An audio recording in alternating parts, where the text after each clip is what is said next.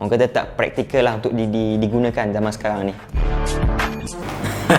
Masuk pun video ni, ingat kena reject. Baru-baru ni ML Studio ada upload satu video yang bertajuk Enjin Rotary, enjin manja tanpa piston. Video tu di-upload pada 28 Jun, Ahad lepas. Kira baru lagi lah video tu kan. Jadi saya nak baca beberapa komen daripada video tu, dan nak ulas dan nak perbetulkan tanggapan yang bagi saya tak berapa nak betul lah. Sebab apa saya nak ulas? Sebab saya lah speaker dalam video tu.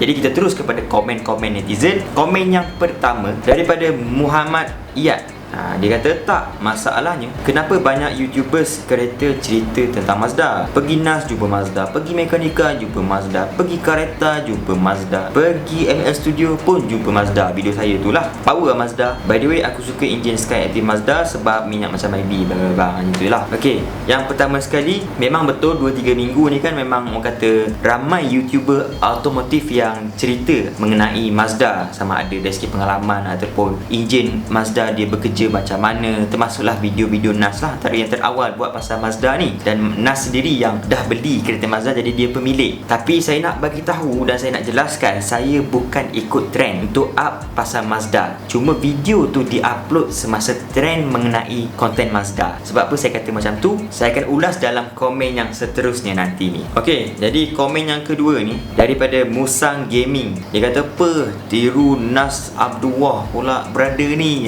Okey, memang betul NAS Abdullah dah memiliki RX-8 dan dia ceritalah dari segi RX-8 punya enjin rotary bekerja macam mana. Tapi memang saya kata saya tak ikut trend. Sebab apa? Video tu di shooting semasa 6 Disember 2019.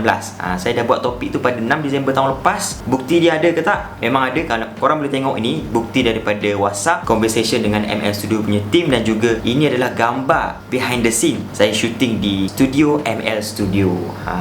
Jadi, dan kalau korang nak tahu, itu adalah topik, antara topik terakhir saya lah semasa saya rekod di ML Studio. Saya shoot 8 topik sekali di ML Studio, dan video ni di up ataupun topik ni di up terakhir lah, memang yang terakhir bagi dalam video ML Studio. Dan korang tak perasan ke dalam video tu saya berapa pendek, dan saya juga masa tu lebih slim sikit berbanding sekarang ni yang makin besar. Maklumlah, PKP kan, makan banyak stres.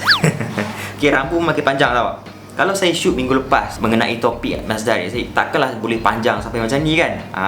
Beza okay, jadi itu antara bukti saya nak ketengahkan. Okay, jadi komen yang seterusnya dari ni, saya nak baca dua lah. Yang pertama adalah daripada Umar Karim. Ini semua sebab NAS. Dan yang satu lagi adalah daripada Izharul Hazim. Kalaulah NAS Ahmad tengok video ni, mau disekolahkan balik budak ni. Dia bukan NAS Ahmad, NAS Abdullah.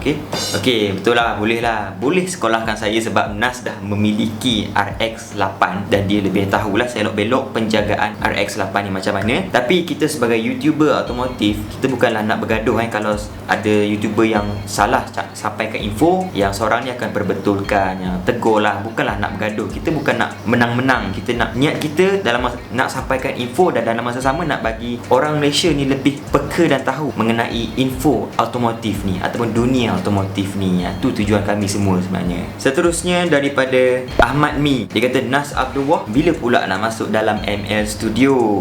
Jadi kepada peminat-peminat NAS Abdullah, korang boleh lah kata komen banyak-banyak dekat video-video NAS supaya masuk dalam ML Studio. Sebab ML Studio ni dia adalah satu platform, mungkin ramai yang kurang tahu. Saya bukanlah orang kata bekerja dengan ML Studio, cuma saya jadi sebagai speaker untuk sampaikan info di dalam platform ML Studio. Jadi siapa-siapa pun boleh nak masuk dalam ML Studio, cuma kena ikut syarat lah.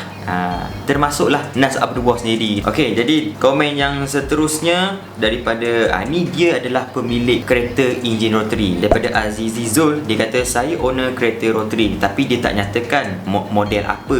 Saya tak setuju dengan tajuk dan sebahagian benda yang adik ni cakapkan. Enjin rotary sebenarnya tak manja, cuma penjagaannya berbeza dengan enjin biasa. Memang betul, kalau enjin rotary ni dijaga macam enjin piston, contoh macam lantak minyak fully synthetic, alamatnya memang tak lama. Lagi satu, dari enjin yang tahan selamanya, user springs wear and tear. Dalam bab enjin rotary ni pula, kalau diberi dekat mekanik yang biasa enjin piston saja, untuk maintenance atau rebuild, alamatnya pun tak tahan lama juga. Okey, saya nak perbetulkan dari segi tajuk dan juga apa yang saya cakap dalam video tu. Memang betul tak semua orang akan bersetuju dengan apa yang saya cakapkan. Cumanya saya juga refer daripada berdasarkan dari pengalaman owner-owner Mazda yang review di dalam video. Berjadi Mak Saleh lah, dari review dalam video-video Mak Saleh. Apa yang diorang cakap, saya nyatakan dalam video tu. Boleh jadi apa yang dia alami tu tak sama dengan apa yang Encik Azizi ni alami, sebab tu dia tak setuju. Okey, dan boleh jadi juga info saya kurang tepat lah. Saya minta maaf kalau ada yang kurang tepat. Encik Azizi ni lebih mengetahui. Dan cuma saya nak perbetulkan tajuk. Okey, tajuk dia memang betul lah, enjin rotary, enjin manja tanpa piston. Tapi sebenarnya tajuk itu bukan ditentukan oleh saya. Tajuk itu ditentukan sama ada oleh editor ML Studio ataupun orang yang upload video tu. Senang cerita, pihak ML Studio yang tentukan tajuk tu. Tapi memang saya tak ada hak untuk tentukan tajuk tu. Okey, itu antara komen yang saya kena berbetul. Yang ni saya nak baca satu komen yang komen yang positif lah. Dia daripada, nama dia Armin. Sebab kenapa aku like video ni, nice t-shirt, mung lebong sok mo. Yang kedua, percakapan yang membuatkan orang senang faham dari segi info tu. Dan yang ketiga adalah muzik last video tu, soundtrack Need for Speed Most Wanted 2005. Okay, bab baju tu korang boleh DM ML Studio sendiri sama ada diorang jual ataupun tak lagi.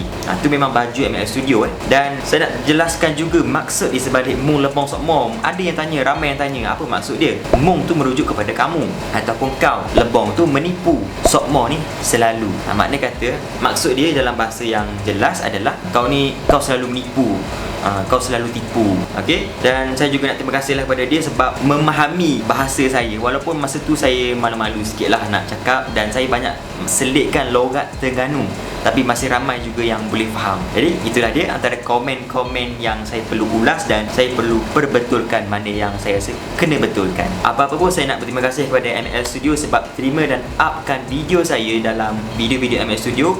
Total dia memang ada 8 topik, semuanya memang semua diterima. Okey, dan dalam bab komen tu saya terima semua komen lah, tak kisah sama ada negatif ataupun positif. Yang positif sebagai bakal semangat, yang negatif saya ambil iktibar lah untuk perbaiki lagi mana-mana bahagian yang kurang. Jadi itu saja. Saya Taqib Muhaimin dari Hebah.